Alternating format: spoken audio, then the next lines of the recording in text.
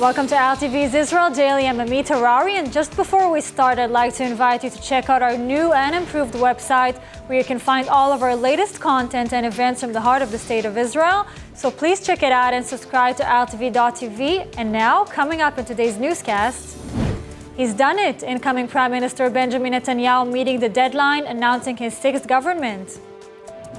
Meanwhile, a historic visit at the White House as Ukrainian President Volodymyr Zelenskyy bringing the Hanukkah story to Washington, with Ukraine being the main character. And finally, with Christmas just around the corner, Santa spreading his cheers around Jerusalem.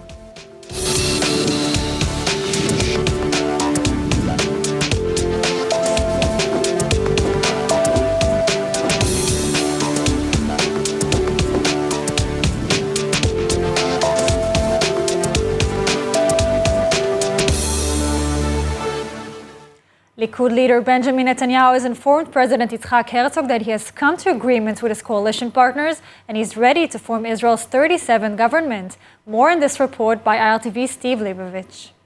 Only 20 minutes before his midnight deadline, incoming Prime Minister Benjamin Netanyahu made the call to the president, delivering a promise of a right-wing, religious, and ultra-Orthodox 64-member coalition, 7 weeks after the country's fifth election since 2019, and minutes before the expiration of his mandate from the president. רציתי להודיע לך שבזכות התמיכה הציבורית האדירה שזכינו לה בבחירות, עלה בידי להקים ממשלה שתדאג לכל אזרחי ישראל, ואני מתכוון כמובן להקים אותה בהקדם האפשרי. Herzog responded by thanking the incoming prime minister and wishing him success.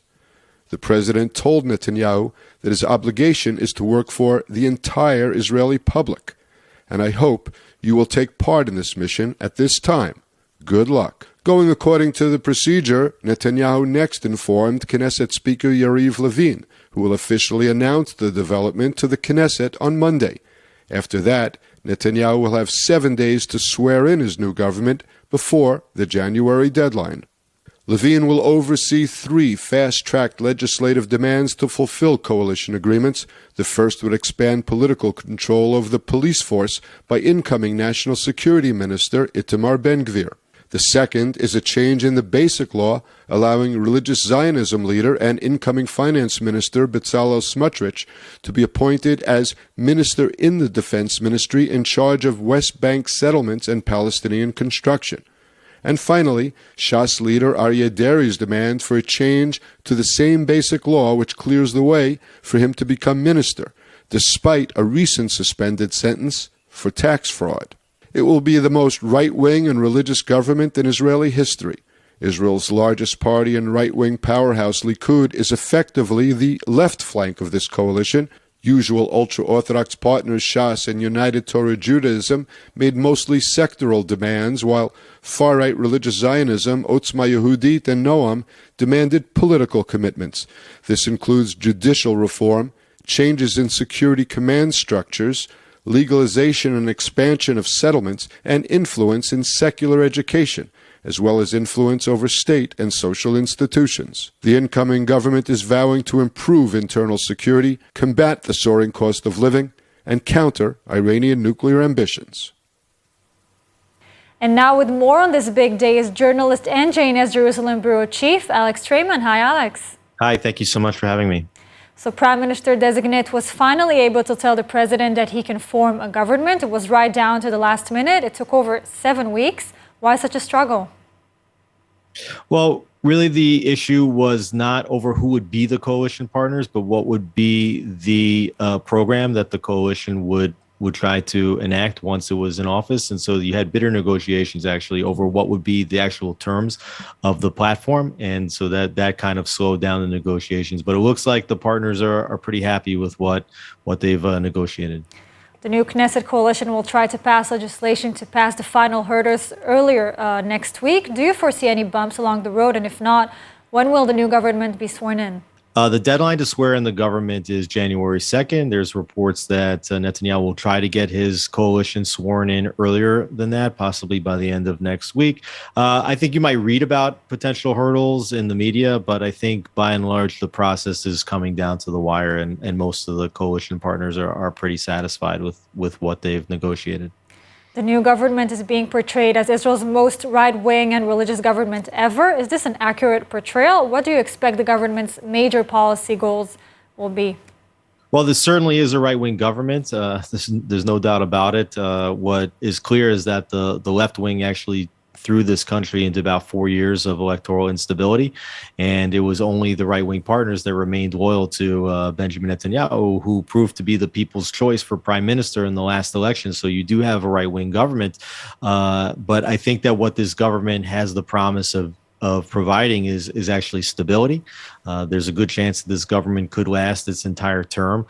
And so while the government will advance policies that would be different than what the left wing would want, it's the left wing which really controls much of the Israeli media that's saying that this is a very extreme government. But, we're going to have to judge the government based on its policies and not on the campaign slogans.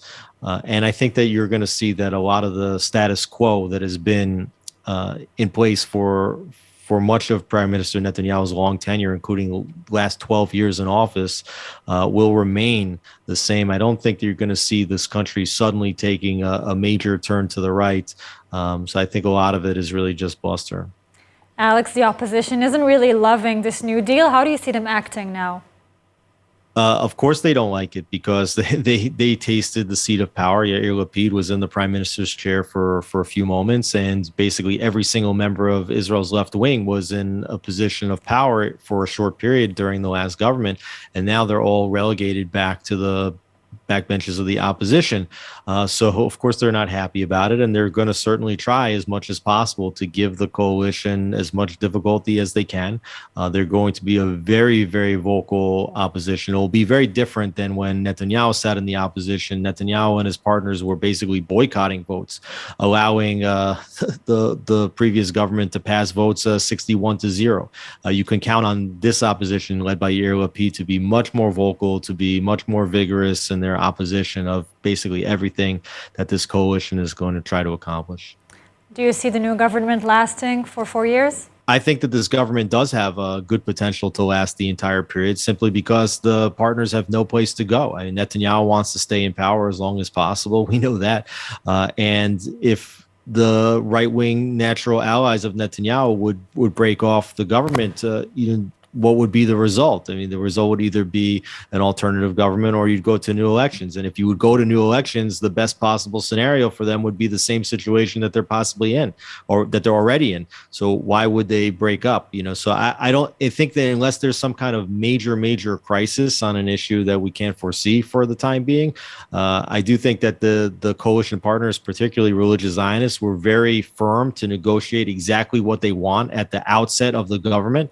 And as long as Netanyahu remains true to the agreements, I don't really see any reason why the coalition partners would bolt before the end of the term. Thanks a lot, Alex. Good luck to the new government. Thank you so much. Overnight, Israeli security forces clashed with Palestinian riders near Joseph's tomb in Nablus. Details in the following report. Heavy gunfire was reported near the sacred site as the army secured the area for Jewish worshippers. One Palestinian was killed and 5 others were wounded by IDF gunfire. The Palestinians identified the dead man as 23-year-old Ahmed Dargmeh. Images showed his body draped in a Hamas flag indicating affiliation with the terrorist group. Dargmeh lived in the nearby town of Tubas and played soccer for the Tulkarem team. The IDF said that Palestinian gunmen hurled explosive and opened fire at troops entering the city. The forces returned fire and suspects were hit. Islamic Jihad and the Lions Den terror group both claim to have engaged soldiers in the clash. Jewish worshippers visit Joseph's tomb on a regular basis, and there have often been violent clashes when the IDF enters Nablus to secure the area for their arrival. The area is under PA control, but the army has the right to enter for security reasons. A secret European Union document being published now revealing a plan of the Union intending to increase its involvement for the benefit of the Palestinians in Judea and Samaria. Here's the story. A document being drafted by the European Commission in East Jerusalem calling to help Palestinians to actively take control of land in Area C under Israeli control. Israeli Channel 13 revealing the document indicating that the EU will be working to map land and further improving the Palestinian rights there. But while it's not certain who will do this, it's assumed